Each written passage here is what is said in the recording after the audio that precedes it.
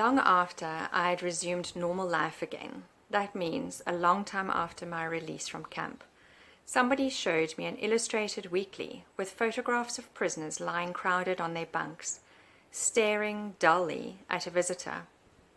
Isn't this terrible? The dreadful staring faces, everything about it.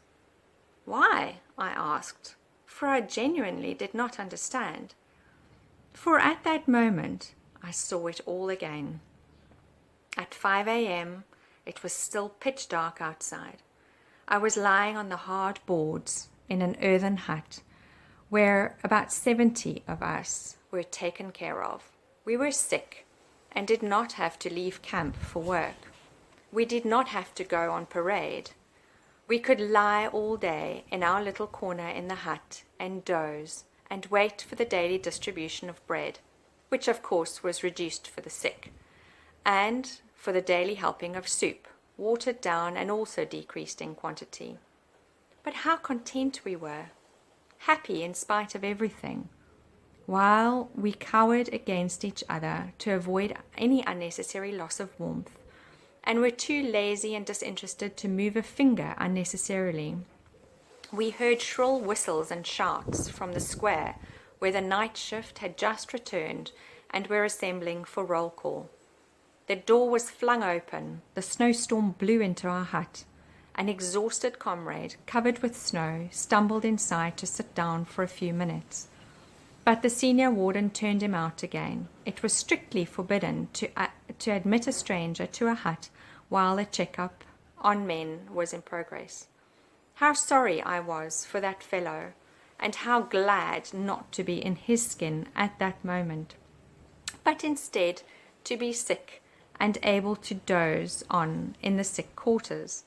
What a lifesaver it was to have 2 days there, and perhaps even 2 extra days after those. All this came to my mind when I saw the photographs in the magazine. When I explained, my listeners understood why I did not find the photograph so terrible. The people shown on it might not have been so unhappy after all. This is a piece from Man's Search for Meaning by Viktor Frankl, where he uses his experience in the concentration camp in the Second World War to provide the most profound insights, I think, that we can use in our daily life.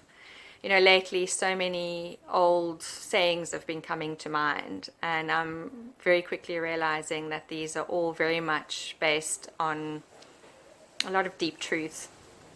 And the one that comes to mind with this piece is, don't judge a book by its cover. So I know we often use that when we're speaking about people, that we should not judge people by what we see on the surface. But I think it applies to situations as well.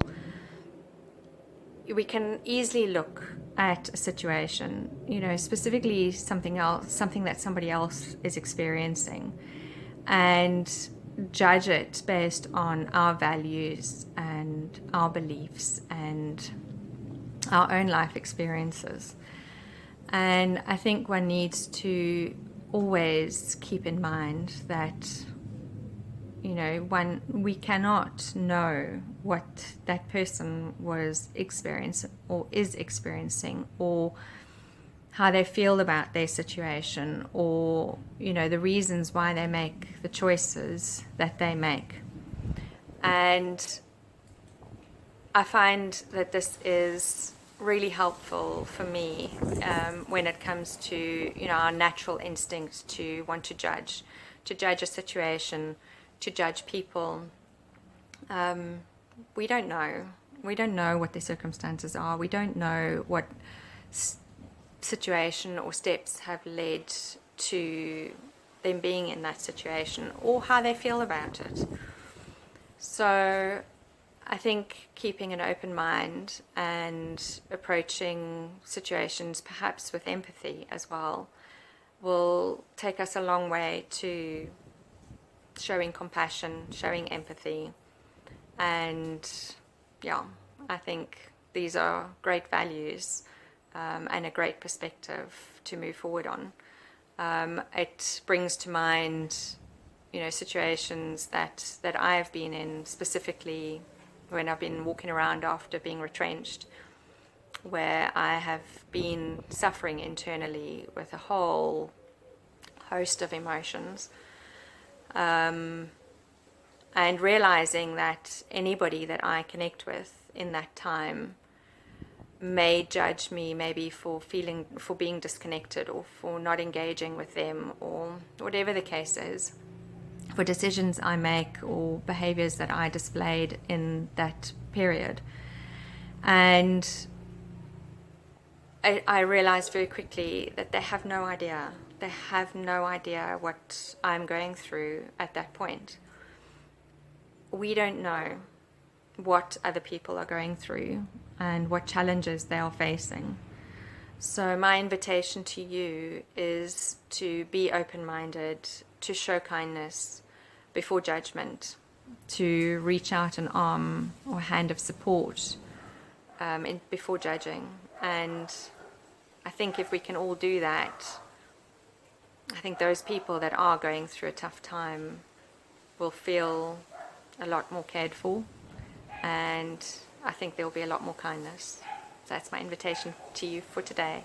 If you have found this useful or insightful, I invite you to share it with somebody who might need to hear it, or that you think may uplift them. So I'd appreciate the share and spread the love.